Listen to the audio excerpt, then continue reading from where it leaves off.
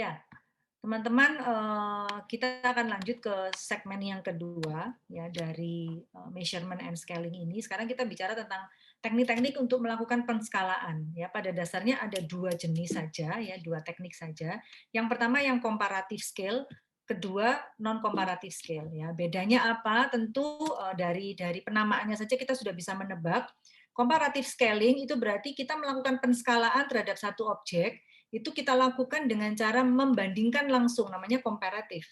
Membandingkan langsung antara objek yang bersangkutan dengan objek lainnya, atau antara pertanyaan yang satu dengan pertanyaan lainnya, dengan pilihan jawaban yang satu dengan pilihan jawaban yang lainnya. Jadi ini bisa pertanyaan yang satu dengan pertanyaan lainnya. Atau pilihan jawabannya, pilihan jawaban satu dengan yang lainnya. Itu kita compare langsung. Jadi kita paksa responden kita untuk membandingkan, ya, apakah itu membandingkan pilihan jawaban ataukah membandingkan antara misalnya kita punya 5 pertanyaan, ya kita bandingkan tuh langsung 5-5-nya gitu ya. Nah, kalau yang non komparatif ini berarti kita mengukur setiap pertanyaan, setiap objek, setiap variabel itu secara independen bebas, jadi nggak dibandingkan. Nah, kita akan lihat nanti contoh-contohnya. Kita masuk dulu ke yang ya, kita masuk dulu ke yang scaling teknik yang komparatif. Ini ada 4 macam, yang paling umum ya, yang paling umum. Yang pertama paired comparison, rank order, constant sum, dan Q-sort. Ya, kita lihat dulu ya satu-satu. Yang paired comparison, ya. Jadi namanya paired berpasangan berarti responden itu ditunjukkan dua objek. Nah, kemudian mereka diminta untuk memilih salah satu sesuai dengan kriteria yang disampaikan.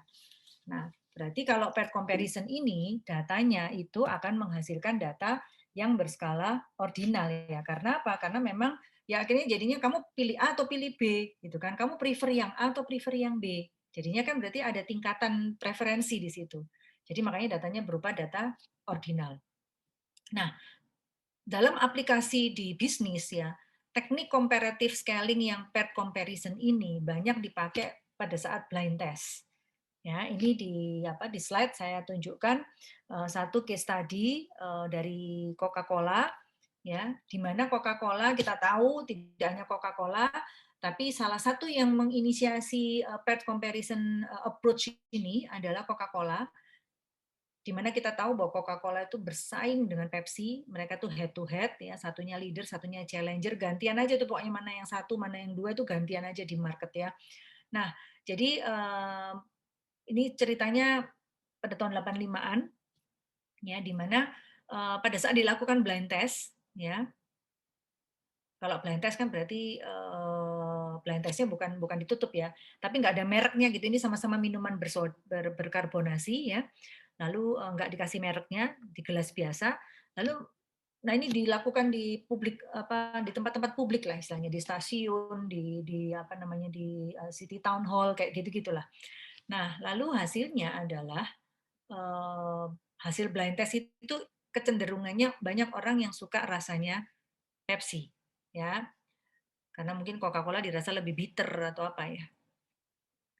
Lalu dari hasil blind test itu Coca-Cola ngambil kesimpulan bahwa wah kayaknya berarti pasar tuh senengannya yang warnanya rada-rada manis, ya. Nah, lalu mereka akhirnya meluncurkan satu produk yang mereka kasih nama New Coke. Coca-Cola Coke baru gitulah, dengan taste yang lebih manis gitu. Nah, ternyata apa yang mereka rencanakan ini akan menjadi terobosan baru, itu menjadi the biggest marketing blunder bagi mereka. Mereka rugi sampai 100 juta US dollar pada tahun 85, share-nya turun sampai 26%, jadi turunnya itu turun 26%, ya. Nah, kenapa? Karena kemudian begitu dikasih merek, ini kekuatan brand ya, teman-teman ya, kekuatan merek ya. Begitu dikasih brand Coca-Cola tapi rasanya rasa Pepsi, ini konsumen yang fanatik. Kalau kamu belajar tentang apa namanya customer loyalty ladder ya, tangga customer loyalty, teman-teman yang marketing pasti kamu akan belajar tentang itu. Ya, konsumen itu dari yang pertamanya dia trial new adapter sampai dia bisa loyal dan menjadi seorang advocate. Advocate itu pembela, ya pembela sebuah merek karena dia udah kadung cintanya sampai belain mati-matian. Nah, ini kejadian real bahwa Coca-Cola waktu itu banyak sekali yang bela gitu ya. Mereka bahkan bilang kalau ini nggak diubah, kalau kamu tetap kayak begitu-begitu terus, kita akan boykot gitu. Kita nggak akan beli lagi produk-produk Coca-Cola. Ya, silakan Steven yang mau izin. Jadi sampai seperti itu. Makanya sampai rugi, salesnya sampai rugi. Akhirnya, nah mereka sadar bahwa ya ini kalau nggak pakai, kalau blind test dibandingkan langsung head to head, hasilnya tuh bisa misleading sekali gitu. Ya, terus akhirnya mereka di akhir tahun 80-an mereka kemudian keluarkan lagi ya, mereka kasih nama Coca-Cola Classic. Ya inilah klasik Coca-Cola yang klasik, ini loh yang kamu cari-cari, ini loh original Coca-Cola. Jadi yang tadinya New Coke ini kemudian sudah ditarik lagi, tidak ada di pasar, mereka ganti dengan Coca-Cola Classic sampai sekarang. Nah, ini cerita dari aplikasi pet comparison gitu ya. Ini supaya Anda punya ada nambah wawasan lah. Lalu yang berikutnya yang komparatif scaling teknik termasuk adalah rank order ya. Jadi kan karena komparatif nih, saya tadi bilang bahwa komparatif itu berarti responden diminta untuk langsung membandingkan beberapa objek secara bersamaan. Ya, sama rank order juga akan menghasilkan data yang berskala ordinal ya. Nah, ini lebih cepat dari pair comparison. Kenapa? Karena dibandingkan banyak merek. Kalau tadi kan cuma 2 aja, namanya berpasangan ya. Jadi kalau misalnya ini tunjukkan yang paling Anda favoritkan dari angka 1 sampai angka 7. Ya, tinggal jadi kan berarti dipaksa nih saya, kan berarti responden akan melihat Colgate, Formula, Pepsodent, Close Up, oke mana ya? Oh ya mungkin ini kalau saya mah ini aja deh gitu ya, paling favorit. Yang kedua mungkin Close Up gitu, dan seterusnya. Jadi kan dipaksa dia ada membandingkan langsung ke 7 objek yang ditanyakan. Kalau objeknya ada 5 ya berarti cuma bandingan 5 dan seterusnya ya. Kemudian yang comparative scaling teknik berikutnya adalah yang constant sum. Jadi diminta mengalokasikan sejumlah angka 100. Ya, ini contoh yang tadi kita sudah lakukan ya, yang tadi membagi waktu dalam sehari. Nah, ini contohnya adalah misalnya bagi angka 100, gambarkan tingkat kepentingannya ketika Anda memutuskan memilih sebuah bank. Ya, jadi dari angka 1 sampai 100 ini harus dipaksa untuk dapat angkanya 100, terus disuruh membagi, mengalokasikan. Jadi dengan kata lain kan pada saat kita berusaha mengalokasikan kan kita mau nggak mau kita membandingkan ini ya, 5 atribut ini ya. Untuk milih bank itu mana ya yang paling paling ini ya, paling kalau Stefani kamu pilih yang mana, Stef? Kalau kamu suruh bandingkan 5 atribut ini, kalau kamu pilih bank, kamu pilih yang mana, Stefani? Responsif dari staff mungkin. Kenapa? Responsif dari Kamu akan pilih berapa? Kasih angka berapa? Harus total harus 100 nih. Berapa, Steph? Responsiveness berarti kecepatan ya? ya Berapa kira-kira, Steph? 60 mungkin, tapi tinggi. 60. Oke, terus yang lain. Kehandalan. Kehandalan berapa? Kehandalan 20. 20. Oke. Terus? Fasilitas 10. 10. Ini sudah 90. Kemampuan sama keramatan 5. Oke. Ya, jadi bagi kamu yang paling kamu anggap penting itu bagaimana staf bisa menanggapi dengan cepat ya kebutuhan kamu. Oke. Ya, itu kan dipaksa. Jadinya kan staff tadi kan langsung banding-bandingkan yang mana ya ini ya kira-kira. Seperti itu. Makanya disebut komparatif scaling teknik, ya. Nah, yang keempat adalah Q-sort. Jadi Q-sort ini berarti kayak responden itu diminta untuk mengurutkan berbagai hal, objek dalam beberapa kelompok, setelah itu diminta diurutkan terus sampai kemudian mengerucut gitu pilihannya. Ya, nah ini yang saya mau share adalah pengalaman teknik comparative scaling dengan cara sortir ya, Q-sort yang dilakukan oleh teman saya ini waktu PhD ya. Ini teman-teman seperjuangan ini dari Meksiko. Namanya Trini, saya panggil dia Trini, T-nya itu Trini. Nah, dia tuh meneliti sama lah seperti orang Indonesia, saya rasa fenomenanya sama. Kalau kita orang lokal Indonesia, Anda dan saya, apakah kita akan eager pengen banget gitu menggebu-gebu untuk mengunjungi wisata-wisata lokal gitu? Mungkin enggak kali ya. Nah, jadi maksudnya wisata kayak kamu ngunjungin, berapa banyak dari kita tuh ngunjungin museum gitu, terus kemudian ngunjungin rumah-rumah adat gitu kan paling enggak ya, males tuh kita tuh ya. Yang lebih lebih demen itu kan orang-orang bule, orang-orang turis asing ya, ngunjungi apa yang pokoknya local tourism gitulah. Ya. Nah, sama. Fenomena itu juga ditangkap sama si Trini ini teman saya ini, dia juga melihat kenapa Australian Indigenous Tourism itu kok orang lokalnya sendiri gak minat gitu. Nah, lalu kemudian dia ini jadi bagian dari apa riset doktoralnya dia karena kami sama-sama orang apa risetnya tentang tourism. Nah, lalu dia minta saya nih, jadi di dalam risetnya itu ya banyak yang kita dimintain jadi respondennya, partisipannya, terus kita dimintain sama dia, jadi dia punya 17 gambar gitu kan, 17 foto-foto macam-macam, yang ini ada yang shopping tourism, ada maksudnya belanja, ada yang ini ada apa minum wine, yang ini ada apa wisata yang di theme park, macam-macam pokoknya jenis-jenis wisata. Nah, lalu dia punya tuh kalau kamu perhatikan apa namanya ini ada ya apa ini pengelompokan-pengelompokannya gitu. Ini yang ini food and wine, ini yang apa theme park, ini yang natural tourism, ini yang cultural gitu. Nah, lalu kita dari foto-foto 17 itu kita diminta untuk mensortir, menempat-tempatkan gitulah ya. Nah, lalu setelah menempat-tempatkan apa namanya kita disuruh kalau seandainya kamu punya kesempatan untuk berkunjung ke tempat-tempat ini, mana yang kamu duluan mau kunjungin gitu.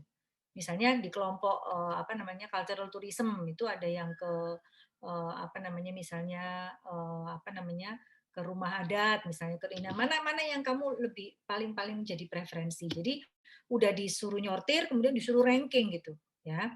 Nah, jadi itu yang mana yang kamu nggak pengen kunjungin, berarti ya itu boleh-boleh kamu keluarkan dari ranking. Nah, itu kira-kira cara teknik-teknik keysort ya. Jadi saya tunjukkan ke teman-teman supaya kamu punya bayangan, oh riset itu ternyata bisa loh begini ya. Jadi nggak cuma sekedar ngisi survei apa kuesioner gitu, tapi bisa dilakukan dengan berbagai teknik. Ini salah satu tekniknya komparatif ya. Nah, itu yang komparatif. Lalu yang apa namanya berikutnya adalah yang non komparatif ya. Jadi tidak dibandingkan. Ini ada dua, ada continuous sama itemized. Nah, yang paling terkenal yang itemized itu yang Likert scale, semantic ya, dan apa staple scale ya. Kita lihat masing-masing. Nah, ini yang continuous. Nah, maksudnya continuous ini apa? Continuous ini ya dia apa kita ibaratnya itu apa nih? Ada satu range gitu ya, satu derajat ya dari yang terendah sampai yang tertinggi gitu kan. Nah, bisa dalam bentuk angka, bisa dalam bentuk grafis pakai emoticon. Nah, kalau kita lihat di Juanda kita keluar dari toiletnya itu kan kita disuruh mele gitu ya, nanti kalau puas itu bisa senyum. Nah, itu continuous rating scale ya, jadi dari skala yang paling kecil, angka paling kecil sampai yang paling besar ya, seperti itu. Lalu nah yang itemize ini apa namanya Likert scale, jadi ini bisa 1 sampai 5, 1 sampai 7 gitu ya, ini contohnya. Nah, Anda perhatikan di sini ini kan apa namanya tidak dibandingkan ya. Ini ada berapa pertanyaan nih? 1, 2, 3, 4, 5. Nah, beda dengan yang komparatif tadi gitu. Kalau komparatif kita paksa responden untuk tadi misalnya dari tingkat bank tadi ya, saya tanya Stefani tadi keramahan, apa responsif, lalu apa bangunan. Nah, itu kan saya paksa Stefani untuk membandingkan antar atribut. Tapi kalau ini enggak, gitu ya. Nomor satu yang ditanya adalah I feel my manager is decisive. Ya, maksudnya orang yang dominan mengambil keputusan.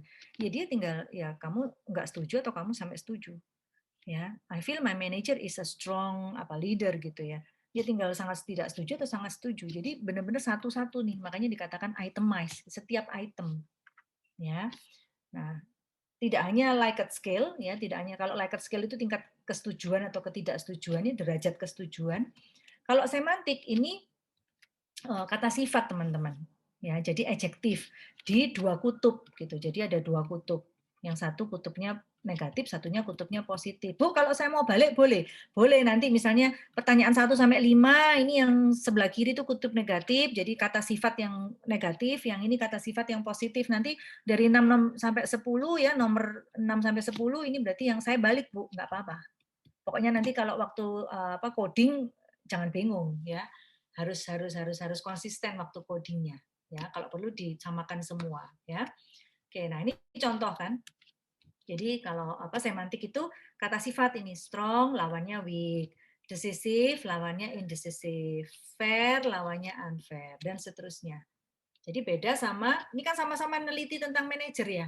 Kalau tadi yang Likert scale kan tingkatnya yang ditanya tingkat kesetujuannya. Tapi kalau Likert scale kalau semantik yang diukur adalah kata sifatnya ya. Dua kutub yang berbeda. Kita apa sikap kita yang mana. Jadi ini sebenarnya cuma variasi aja teman-teman ya supaya apa ya kalau kita mau gambarin tentang persepsi tentang image, nah itu mungkin perasaan penilaian mungkin tidak harus dengan kesetujuan gitu loh, tapi perasaan suka nggak suka lalu apa namanya merasa ini modern atau ini udah kuno itu bisa diukur dengan semantik gitu dengan teknik penskalaan semantik ya. Nah, ini semantik ini banyak dipakai untuk mengukur brand personality. Brand personality ini satu konsep, kalau teman-teman marketing pasti nanti juga akan belajar, dikemukakan oleh Jennifer Aker tahun 99. Jadi dia itu kayak brand itu dipersonifikasi seperti manusia, punya kepribadian dan sebagainya. Jadi sampai akhirnya punya 5 ciri kepribadian ya. Jadi kalau kamu perhatikan kan apa namanya misalnya BMW gitu ya, lalu Mercedes itu kan di apa nih kalau sebagai manusia itu dia akan punya personality, punya kepribadian yang apa untuk yang sifatnya itu apa? Dia tuh sophisticated, canggih, kompeten, gitu, glamour, luxurious gitu-gitu. Tapi kalau Coca-Cola itu kan apa nih? Excitement gitu kan. Kalau orang tuh berarti dia orang yang ceria, pembawaannya itu riang dan sebagainya. Nah, itu diukurnya dengan semantik. Nah, saya mau apa namanya? Sharing aja ya ini salah satu tesis dari kakak kelasmu apa namanya dia neliti tentang brand personality-nya Apple. Ya, kita tahu semua Apple bagaimana kira-kira punya dugaan lah ya Apple itu kira-kira kalau sebagai manusia itu dia punya personality yang seperti apa. Tapi dia apa ya tidak mau menebak-nebak, dia mau benar-benar lihat secara empiris bagaimana. Ya, jadi pengukurannya begini nih. Apabila Apple diibaratkan sebagai manusia, Apple punya kepribadian sebagai berikut. Jadi down to earth, bersemangat, tinggal dipaksa sangat tidak setuju sampai sangat setuju. Bisa jadi misalnya ini bersemangat, kalau dia pakai semantik dia bisa bersemangat, kemudian ini apa namanya lesu gitu misalnya bisa ya, imajinatif, terus ini misalnya apa nih monoton misalnya kayak begitu. Update atau kekinian nanti di kutub yang sebelahnya adalah kuno. Nah itu bisa. Cuman dia pakai kombinasi antara dia lebih ke arah Likert scale ya. Nah, hasilnya seperti apa? Nah, ini jadi di apa? Dilihat ya dari 1 sampai 5 ya. Jadi kalau Apple tuh bukan sama sekali ya. Min-nya cuma 1,92 dari 1 sampai 5 ya. Berarti Apple tuh tidak apa? Tidak diasosiasikan sebagai merek yang sederhana, enggak gitu ya. Tapi paling kuat di mana nih? Ya, atribut paling kuat ini nih di kelas atas, benar ya? Nah, sukses. Jadi orang-orang yang ini nanti kaitannya sama self concept ya, self congruity. Jadi kalau orang-orang yang melihat dirinya, konsep dirinya itu sebagai orang sukses, kelas atas, ya itu pakainya Apple gitu ya. Kalau pakai Apple tuh akan diasosiasikan seperti itu dan seterusnya ya. Nah, ini jadi itu beberapa variasi. Lalu yang itemized rating scale lagi ada yang lain variasinya staple scale. Jadi kalau misalnya kita dipaksa untuk skor persetujuan, tapi skor persetujuannya itu juga ada derajatnya gitu. Jadi kalau misalnya kita ditanya Transmart gimana Transmart kualitas produk-produk yang dijual, misalnya kita bilang oh ya bagus, oke seberapa bagus dari 1 sampai 5. Tapi kalau kita ngomong Transmart produk-produk yang dijual kualitasnya gimana? Oh jelek. Kayak aneh elek sih kayak aneh. Misalnya kita ngomong gitu ya. Lalu kita dibilang seberapa elek menurut kamu? Nah, misalnya. Jadi oh ya ya nggak seberapa sih. Ya mungkin inilah yang saya lingkarin 2.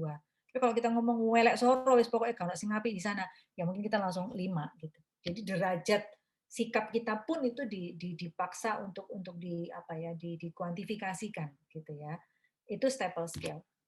Nah, apa ya terserah kita mau pakai kalian tuh mau pakai pendekatan yang mana gitu ya. Nah, ini contoh juga. Jadi berikan penilaian Anda atas bank A berdasarkan aspek berikut. Pelayanan berkualitas.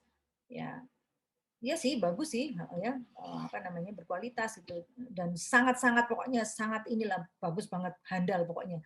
Maka kita belinya 5 dan seterusnya ya. Ini sebagai contoh saja. Oke.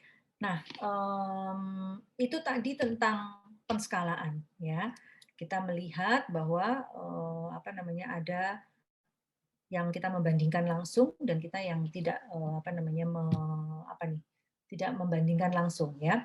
Nah, sekarang kita masuk ke segmen yang ketiga, yaitu bagaimana kita menguji instrumen penelitian kita atau kuesioner kita. Ini sebenarnya lanjutan dari yang minggu lalu.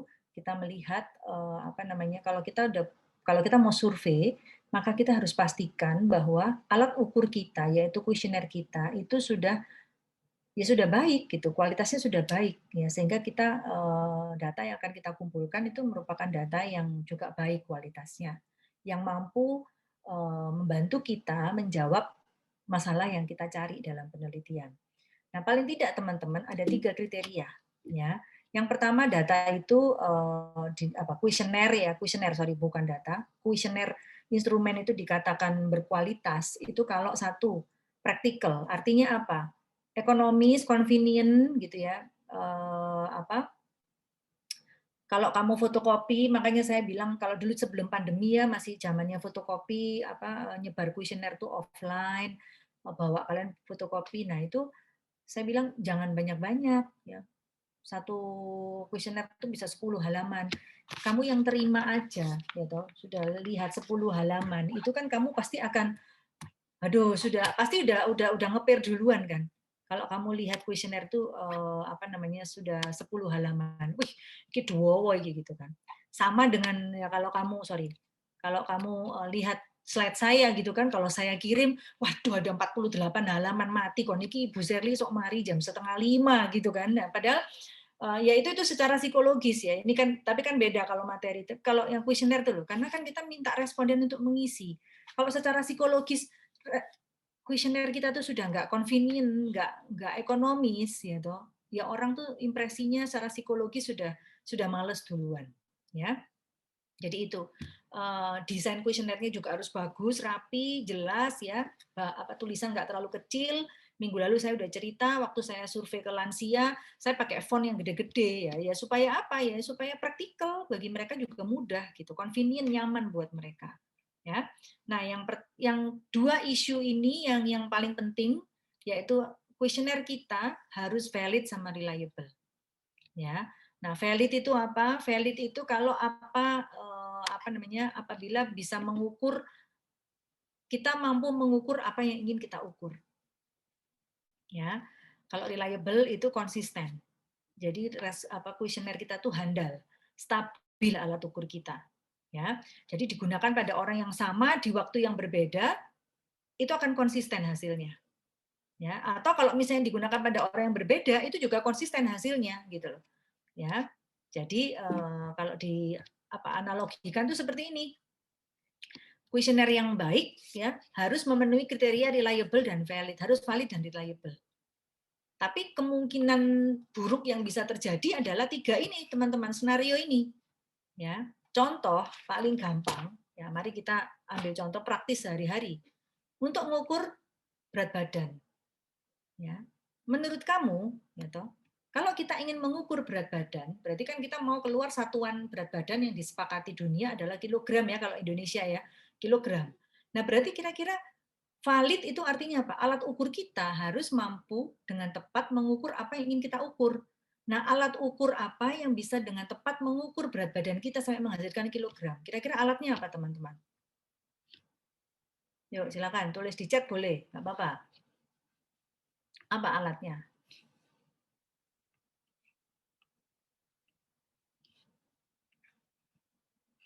Yuk, silakan tulis di chat. Apa alat ukur yang valid, yang bisa mampu benar-benar mengukur berat badan? Kan kita ingin mengukur berat badan nih. Benar, timbangan berat badan. Ya. Loh Bu, kan pakai timbangan beras ya boleh Bu? Nah ini Clement bilang, hati-hati Clement. Timbangan apa dulu nih? Ya, sama Vincent. Oh ya, Vincent nulis timbangan berat badan, ya benar. Nicholas ya, timbangan. Timbangan apa nih? Timbangan beras. Bisa nggak timbangan beras? Bisa. Tapi valid nggak? Nggak valid. Ya, karena timbangan beras bukan untuk mengukur berat badan. Ya, itu valid. Nah, jadi tadi jadi bisa jadi gitu kan. apa namanya, kadang-kadang gini, jadi kalau kondisinya yang reliable not valid itu artinya gini, Bu, saya pakai timbangan badan, pakai timbangan beras, Bu, gitu loh. Tapi reliable loh, Bu. Saya ngukur itu, maksudnya gini, konsisten artinya. Saya ngukur pertama, ya saya berat badan saya ini 50. Nanti saya ngukur lagi gitu ya, selisih 1 jam, ya berat badan saya ya 50 gitu loh. Berarti kan konsisten ini timbangan berasnya ini. Betul, konsisten, tapi kan nggak valid. Jadi ibaratnya kamu nembak manah itu, ini lho sakjane sasarannya ning kene nih, sing merah, tapi kamu konsisten ning kene terus. Nah, tapi kan nggak tepat, Rek. Bener kan? Konsisten kamu, tapi konsisten salah gitu kan. Jadi nggak tepat. Nah, kalau yang not reliable tapi valid artinya apa? Ya, kamu benar pakai pakai pakai apa namanya timbangan badan untuk mengukur berat badan. Tapi berat timbangan badanmu itu soak gitu loh. Jadinya nggak konsisten ya. Ngukur kamu hari ini 50. Besok bisa keluar teong langsung 65. Waduh, ya. Nanti 2 hari lagi ngukur kamu lagi 58 misalnya. Nanti ngukur lagi 48. Nah, ini berarti kan nggak reliable, nggak konsisten, nggak handal. Ya. Atau misalnya kamu ngukur nih sama temenmu, kan orang lain nih, di waktu yang sama. Kira-kira berat badan kamu sama temenmu ini posturnya sama wis. Gitu loh ya. Loh, kamu tuh bisa keluar hasil di timbangan badan itu 50, tapi temenmu tuh bisa keluar timbangannya bisa 60. Wis gak mungkin. Nah, ini artinya apa? Dipakai pada tadi ya prinsipnya ya. Jadi alat ukur yang sama ya, digunakan orang yang berbeda, nggak konsisten hasilnya. Nggak konsisten itu berarti bukan bukan hasilnya sama persis loh ya, enggak. Tapi paling tidak kan kita tahu bahwa iya ini berat badan kita sama nih gitu. More or less akan mirip lah gitu, deket-deket lah. Ya, paling selisih pun misalnya cuma 1 kilo. Tapi kok udah sampai 10 kilo jedanya, selisihnya. Wah, ini berarti ini alat ukur valid timbangan badannya, cuman saya nggak reliable gitu. Ya, nah yang parah kan kalau wis gak valid gitu, wis bukan timbangan badan, timbangan beras wis ngono beda-beda lagi, berubah-berubah. Ya, ini jelas kayak kamu orang manah tuh wis gak tepat sasaran belas dan itu nggak konsisten ada di mana-mana. Ya. Jadi itu kita yang kita mau kejar yang valid sama reliable. Nah, gimana caranya menguji instrumen kita bahwa instrumen kita itu valid dan reliable, teman-teman? Itu yang pertama ya kita lakukan uji validitas, ya. Nah, uji validitas ini ada macam-macam, gitu ya. Dari yang mulai hanya melihat secara selintas, dicocokkan dengan teori, sampai kemudian dilakukan pengujian benar-benar. Yang ini ya validitas isi, validitas ini ya konstruk yang hanya kamu lihat, Bu, saya acuannya dari buku ini, dari jurnalnya ini. Kayak saya tadi misalnya, saya kan acuannya Zoom Fatigue Scale itu kan dari penelitiannya Fovil dan teman-teman. Ya udah ya saya pokoknya saya ngadopsi benar-benar apa yang mereka ukur, saya nggak nambah nggak ngurangin ya 15 pertanyaan benar-benar yang untuk mengukur kelelahan fatigue-nya apa Zoom-nya ya. Ya berarti saya bisa percaya bahwa secara validitas, secara konstruk saya memenuhi karena saya ngikut peneliti aslinya. Saya nggak kurangin dan nggak lebihin. Pertanyaan inti ya, pertanyaan inti.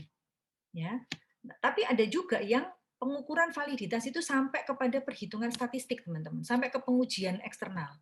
Sampai kita cari responden minimal 30 untuk kita jadi trialnya gitu loh. Ya. Nah, ini validitas isi itu pertimbangan expert ya toh, kita tanya sama dosen pembimbing, tanya sama dosenmu, Pak, mereka akan periksa, atau Bu, mereka akan periksa gitu, kamu tuh mau ngukur tentang brand image tapi kamu tuh nggak ada pertanyaan secara teori yang teorinya brand image kamu masukkan. Di situ secara kelihatan mata, makanya disebutnya face validity ya teman-teman ya. Di sini kan ada istilahnya ya ini ya. Jadi validitas isi itu ada dua, secara logis dan secara muka, tampak depan, face. Ya, dari mukanya aja, dari tampak depannya aja kan kalau kita ketemu orang tuh yang dilihat kan mukanya dulu nih, tampak depannya dulu, ya. Nah, itu aja udah nggak mewakili. Itu dosen akan tahu. Loh, variabel ini lah mengukur brand image sih. Terus kamu variabel brand image-mu untuk dapetin pertanyaan brand image ini kamu dapat dari mana? Oh ya, saya karang-karang sendiri, Bu, kira-kira gitu. Lo nggak ada dasar teorinya? Nggak ada, ya wis jelas salah lah wis. Nggak ada dasar teorinya. Secara validitas, secara face validity, secara logis saja belum lagi secara konstrak, kamu nggak berdasarkan konstrak apa-apa, nggak bisa. Emang kita siapa gitu kan? Kecuali kalau kamu memang sudah jadi ilmuwan yang canggih dan kamu diakui gitu eksistensinya ya. Ya itu pun masih harus melalui verifikasi secara teoritis gitu ya. Nah, jadi ini saya lanjut aja, saya kasih contoh langsung. Ini kakak kelas Anda di perhotelan, anak bimbing saya yang melakukan face validity, ya toh. Mereka tuh mengukur tentang perceived authenticity, jadi otentisitas sebuah tempat wisata. Apakah tempat wisata yang otentik itu mampu memberikan attachment ya, menciptakan, menumbuhkan attachment terhadap tempat tersebut. Biasanya kan kalau tempatnya otentik, lalu unik gitu ya, original, itu kita langsung nancep gitu ya di kita langsung merasa ada koneksi gitu, merasa ada attachment, ada bonding, dan terus kemudian itu bisa mendrive kita untuk kunjungin tempat itu lagi. Nah ini kasusnya adalah di House of Sampurna. Nah mereka mengadopsi instrumen penelitian dari peneliti sebelumnya. Nah, lalu mereka lakukan face validity. Caranya saya minta mereka cari 10 orang teman, ya. Kemudian minta mereka membaca butir-butir pertanyaannya. Ya. Jadi contohnya, nah ini hasilnya nih, udah diolah ya. Jadi pertanyaan sebelum kuesioner yang diubah, sebelum face validity, sebelum pilot test ke 10 orang. Jadi dia ngomong nih, HOS menggambarkan sejarah pembuatan rokok tradisional. Nah, ini kemudian apa nih perubahannya? HOS menggambarkan sejarah masa lalu, seperti sejarah perkembangan produk tembakau. Jadi ini rewarding penyusunan kata-kata ulang, ya. Lalu ini HOS indah, HOS unik. Nah, ini menurut orang-orang, halah iki lho ya wis ketokane ya wis jadi satu lah, enggak usah di breakdown jadi dua. Akhirnya dilakukan merging, penggabungan, kemudian dijadikan satu kalimat, HOS merupakan objek wisata yang unik atau berbeda dari yang lain. Ya, ini HOS memiliki signifikansi. Harus gak ngerti. Minggu lalu kita belajar ya, ojo kata sing melip-melip gitu. Beneran tuh. Ini dijadikan highlight sama 10 orang tadi. Iki apa sih maksudnya signifikansi? Akhirnya mereka bilang HOS memiliki nilai yang tinggi. Ya. Nah, dan seterusnya itu. Jadi Anda bisa silakan Alvin. Jadi Anda bisa ini contoh gitu ya, ada di slide materi kamu. Jadi nanti kalau kamu kuesioner nyusun waktu skripsi, nah you can adopt the same approach yang kakak kelas itu ini yang saya share ini lakukan. Tentu nanti dengan konsultasi dosen pembimbing ya. Kalau dosen pembimbing masih merasa perlu untuk nyebar secara eksternal dan diolah statistik ya silakan lakukan ya. Oke. Nah, ini yang tadi pengujian secara statistik ya. Jadi ini saya ambil contoh dari skripsi kakak kelas kamu yang udah terbit di jurnal. Kebetulan juga anak bimbing saya. Nah, dia mereka tentang CSR ya. Ini sudah pernah kita bahas artikelnya di pertemuan-pertemuan pertama. Jadi mereka tuh mengukur salah satu variabelnya kan ini ada CSR ya variabelnya ya. Lalu citra merek sama kesetiaan pelanggan atau customer loyalty. Nah, untuk mengukur customer loyalty, mereka punya 3 indikator empirik. Ya, saya mengatakan hal positif, saya merekomendasikan, saya mempertimbangkan hotel ini sebagai pilihan utama. Itu indikator empirik dan itu berdasarkan teori, nggak nyiptakan sendiri. Ya, jadi secara konstrak tuh udah bisa dipertanggungjawabkan. Ini valid, tapi saya mau kamu uji secara eksternal. Nah, akhirnya dengan bantuan statistik ya teman-teman ya, diolah sedemikian rupa, jadi pertanyaan indikator 1, 2, dan 3 ini, lalu kemudian dicari totalnya, ya, kemudian dikorelasikan, ya, asumsinya kan ini kan CL nih, ya toh, lalu dia ini CL1, ini CL2, ini CL3, ya. Jadi artinya CL ini direfleksikan oleh 1, 2, dan 3 gitulah. Ya, ini artinya apa? Korelasinya harus kuat dong. Ya, wong ini CL3 itu merefleksikan CL kok, customer loyalty kok. Kalau nggak kuat korelasinya berarti kan dipertanyakan ini sebenarnya ngukur ini nggak sih gitu. Ya kan? Jadi makanya ya di korelasinya harus 0,6 ya minimal ya, harus 60% minimal gitu supaya bisa dikatakan bahwa ini tuh punya korelasi yang kuat dengan variabel yang diukur gitu, indikator-indikatornya ya. Jadi Anda bisa lihat sendiri ini nanti diolah dengan SPSS ya. Nah, untuk yang pengujian reliabilitas, tadi saya bilang reliabilitas itu termasuk konsistensi, ya. Sama ini ngujinya juga, kalau mau yang ideal disebar ulang lah ya nggak mari-mari ya skripsinya ya. Nah, akhirnya pakai bantuan statistik juga, ya. Nah, ini contohnya kakak kelasmu yang CSR tadi, jadi mereka melakukan ini ya masing-masing, ya. Ini yang validitasnya, yang ini yang ini yang reliabilitasnya. Ya. Jadi reliabilitas per indikator per variabel, kan tadi ada 3 variabel. Pakai teknik Cronbach alpha yang dilihat untuk reliabilitas tesnya, ya. Nah, syaratnya juga sama, harus di atas minimal harus 0,6. Ya. Semakin mendekati 100% semakin baik. Nah, itu statistik yang akan